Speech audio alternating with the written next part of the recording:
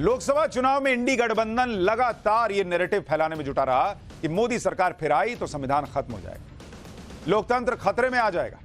CM Mamata Banerjee भी बंगाल में बार बार यही कह रही हैं कि लेकिन आप देखिए छठे चरण के चुनाव से पहले ममता बनर्जी के बंगाल में क्या हो रहा है। बंगाल के नंदीग्राम में बीजेपी की महिला कार्यकर्ता की बेरहमी से हत्या का आरोप लग रहा है।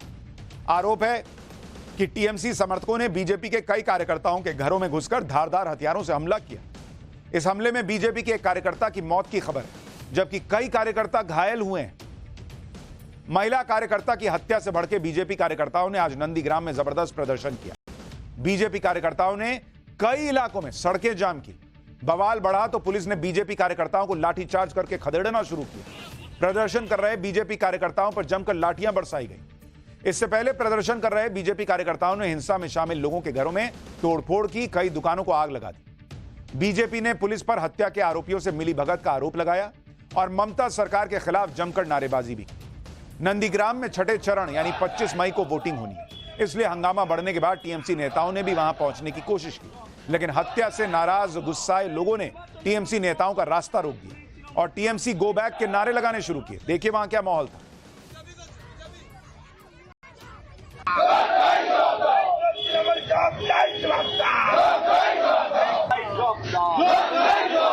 আরে নির্বাচনের নামে প্রহসন হচ্ছে কেন? খুনি তৃণমূল জব চাই।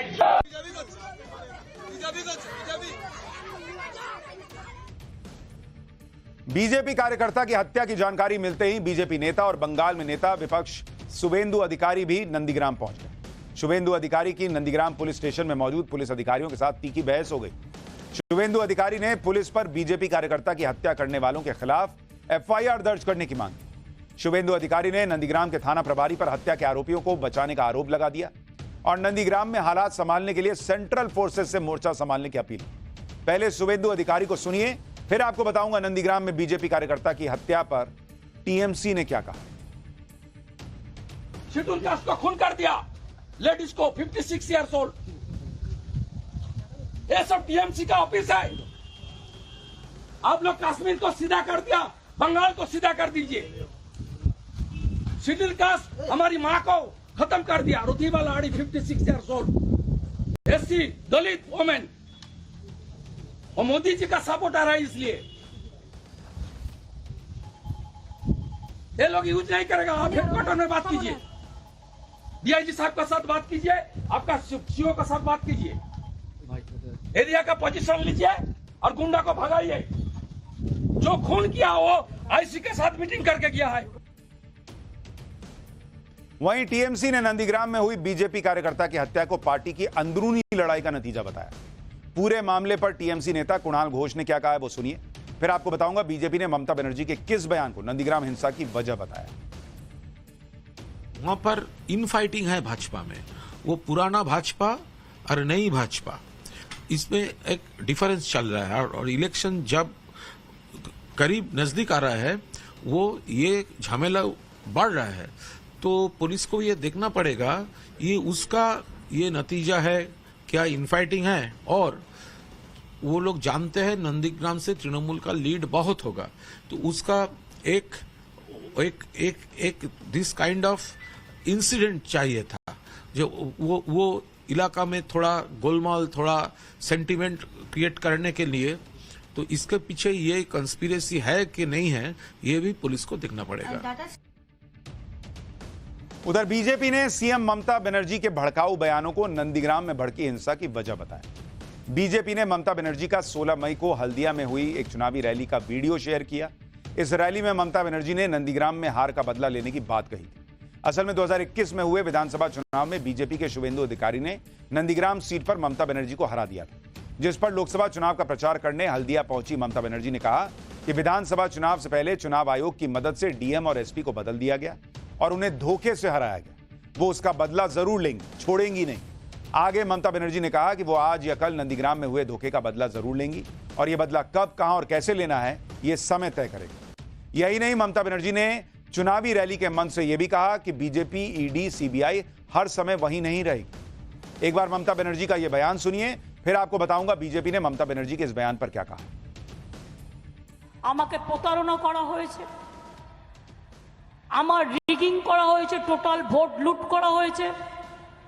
সেদিন ডিএম এসপি সবাইকে চেঞ্জ করে দিয়ে ইলেকশন হয়ে যাওয়ার পরেও লোডশেডিং করে দিয়ে রেজাল্ট পাল্টে দিয়েছিল। আমি আজ নাও কাল এর বদলা তো নেবই। কিভাবে নেব, কেমন করে নেব, সেটা আগামী দিন পথ দেখাবে। ये वो पुराना बयान है ममता बनर्जी का, जिसको लेकर अब आरोप लग रहा है कि इसी का नतीजा नंदीग्राम की हिंसा। तो बीजेपी कुछ कह रही है, टीएमसी कुछ कह रही है। बीजेपी ने करीब एक हफ्ते पहले हल्दिया में दिए गए ममता बनर्जी के बयान को बीजेपी वर्कर की हत्या की वजह बता दिया।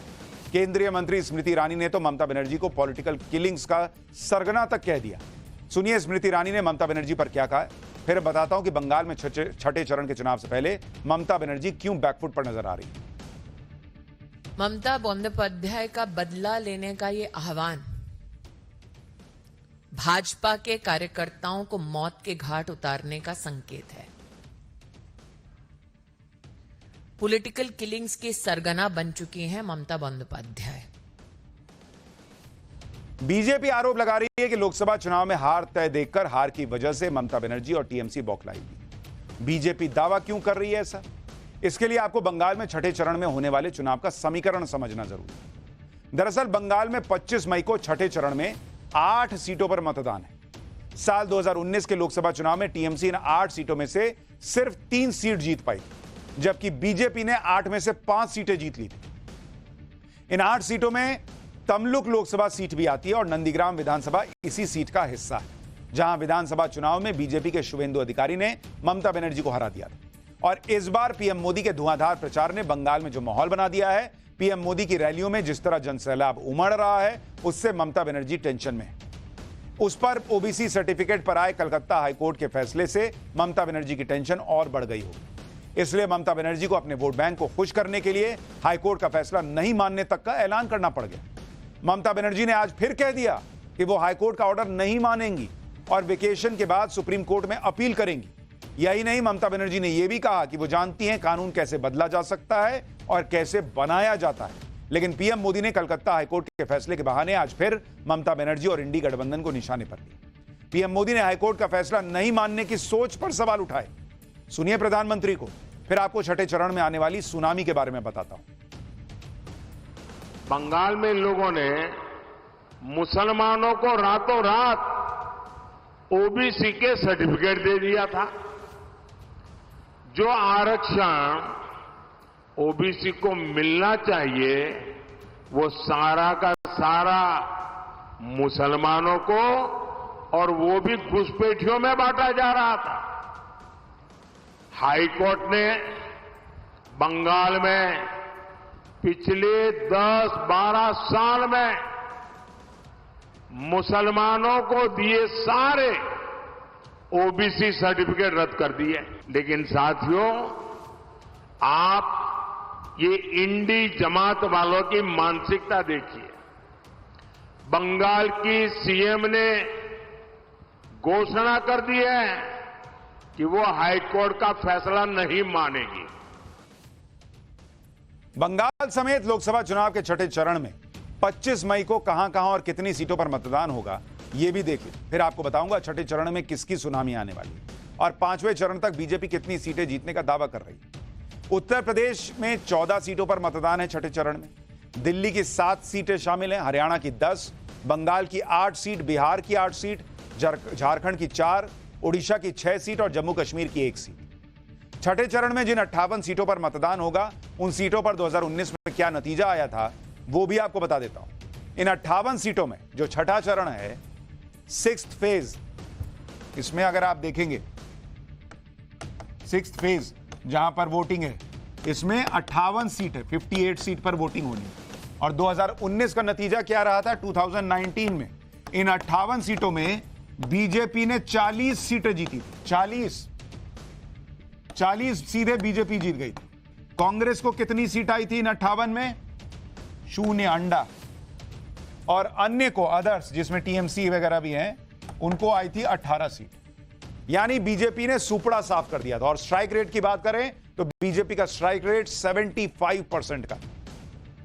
यानी छठे चरण की सीटों पर बीजेपी अकेले ही काफी मजबूत है।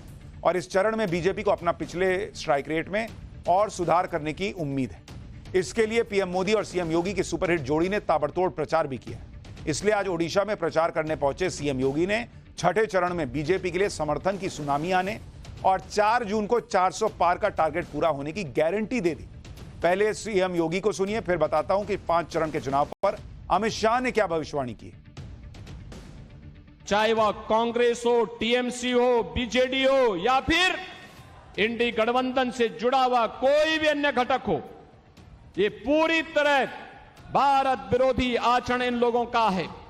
इनकी नीतियां आतंकवाद को, नक्सलवाद को बढ़ावा देने वाला है, मतांतरण को बढ़ावा देने वाला है, अराजकता को, भ्रष्टाचार को बढ़ावा देने वाला है, गरीब के हक पर डकैती डालने वाला है। और इसलिए भारतीय जनता पार्टी आपके पास आई है।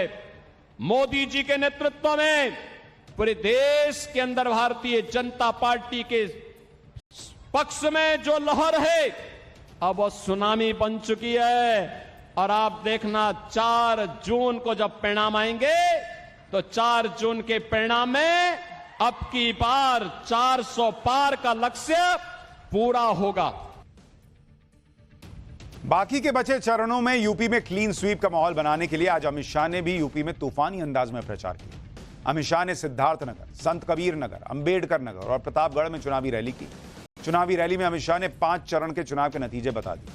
अमित शाह ने दावा किया कि 5 चरण के चुनाव में बीजेपी को 310 सीटें आ चुकी हैं। वहीं अमित शाह ने कांग्रेस के 40 सीट और अखिलेश यादव के 4 सीट पर सिमटने का दावा कर दिया। पहले अमित शाह को सुनिए, फिर यूपी में छठे चरण का चुनावी समीकरण बताता हूं। 5 चरण में मोदी जी 310 पार कर 400 की ओर बढ़ रहे हैं। और भाइयों बहनों, कांग्रेस और समाजवादी पार्टी का सुपड़ा साफ हो। मेरी बात याद रखना, और राहुल बाबा मिले तो बता भी देना, इनको 40 से ज्यादा सीटें नहीं मिलने वाली है। और अखिलेश बाबू, आपका तो 4 का भी आंकड़ा पार नहीं हो रहा है। मोदी जी निश्चित रूप से इस देश के तीसरी बार प्रधानमंत्री बनने जा रहे हैं। मित्रों, तीसरी बार। अमित शाह के अपने दावे हैं, इंडी गठबंधन के अपने।